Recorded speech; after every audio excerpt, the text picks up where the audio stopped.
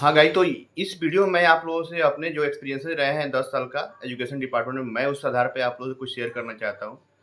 अभी तक जो चलता आया है, कई सारे एजुकेशन मिनिस्टर चेंज हुए, लेकिन क्या हमारी जो स्थिति थी, परिस्थिति थी, बदली? नहीं बदली। क्यों नहीं बदली? क्योंकि हमारे पेरेंट्स में ही कुछ गलतियाँ हैं, कुछ गलतियाँ स्टूडेंट में हैं, कुछ गलतियाँ स्टूडेंट में के साथ-साथ हमारे टीचर्स में हैं, हमारे सिस्टम में हैं। आखिर क्या कारण है कि जो बच्चे आते हैं हायर क्लास में 11th-12th में, उनको अभी तक इंग्लिश पढ़ने आता ही नहीं है। क्यों इंग्लिश पढ़ने नहीं आता? क्योंकि उनको प्राइमरी में या मिडिल स्कूल में सिखाई नहीं जाती है। क्यों नहीं सिखाई जाती है? कि क्योंकि बहुत सारे ऐसे टीचर्स हैं जो 9th-10th तक पढ़े होते हैं, 11th-12th तक पढ़े होते हैं, वो भी चले जाते हैं इंग्लिश पढ़ाने, जो इंग्लिश से उनका नाता शुरू से नहीं रहा है। अब देखिए, आपको मैं कुछ एजुकेशन मिनिस्टर का दिखाता हूँ, नाम के साथ-साथ आपको बताता हूँ कि कई सारे एजुकेशन मिनिस्टर बदले हैं, लेकिन उनमें बदलाव क्या-क्या हुए हैं। अभी मैं आपको दिखाता हूँ, आप देखिए और समझिए कि क्या बदलाव हुए हैं और इसमें क्या-क्या गलतियाँ हुई हैं, क्या सुधरना चाहिए, क्या सुधर सकता है। उन्होंने क्या किया है, आइए आपको हम फ़ोटो के साथ दिखाते हैं। तो लास्ट के 4 मिनिस्टर का आप फ़ोटो सहित नाम लिखिए। अब इन्होंने क्या-क्या किया है, क्या करने वाले हैं, ये भी हम लोग समझेंगे। तो अब समझिए क्या प्रॉब्लम हुई है। प्रॉब्लम ये हुई है, आप देख सकते हैं कि पिछले 4 मिनिस्टर्स का मैंने आपको फ़ोटो दिखाया, जिसमें काफ़ी सारी बहालियाँ हुई हैं। लेकिन बहालियाँ होने के बावजूद अभी भी प्रॉब्लम वहीं का वहीं है। क्यों वहीं का वहीं है? टीचर्स पढ़ा रहे हैं, लेकिन जब बच्चे घर पे जाते हैं, आप देखिए जब प्राइवेट स्कूल के बच्चे जाते हैं घर पे, तो उनके गार्जियन क्या करते हैं? बैठा के पढ़ाते हैं। लेकिन हमारे स्कूल के जाते हैं तो क्या होता है? गार्जियन हमारे पढ़ा पाते हैं? नहीं पढ़ा पाते हैं। क्या ध्यान दे पाते हैं? नहीं ध्यान दे पाते हैं। क्यों ऐसा होता है? क्यों ऐसे हम कर नहीं पाते हैं? क्यों?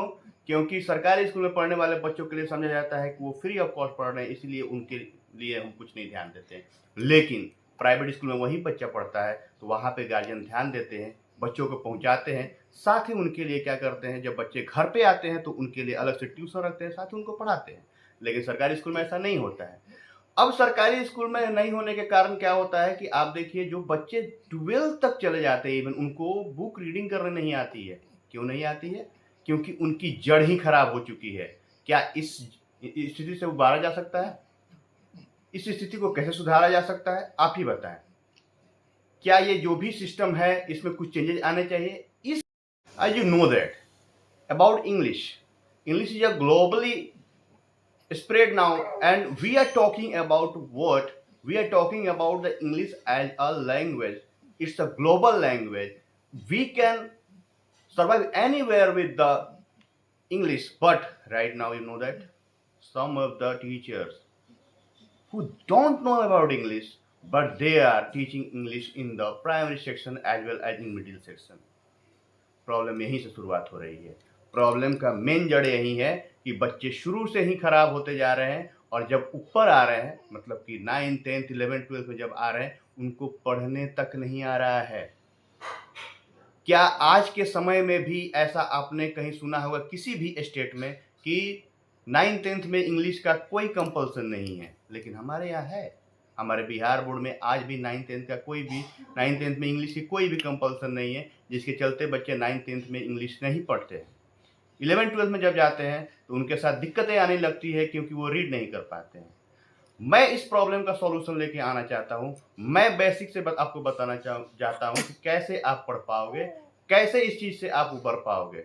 मैं कल से रोज़ आपको धीरे-धीरे करके मैं पढ़ाना शुरू करूँगा कि कैसे आप शुरू से पढ़ना सीखोगे, कैसे आप जो गलती कर चुके हो उससे आगे आएँगे। अगर आप पेरेंट्स हैं, देख रहे हैं, तो आप इस पे ज़रूर ध्यान दें, अपने बच्चों को दिखाएँ। अगर आप बच्चे हैं तो भी आप ध्यान दें कि आप जिन्होंने आपने गलती किया है शुरू से, उससे आप कैसे उबर सकते हैं। Thank you for watch.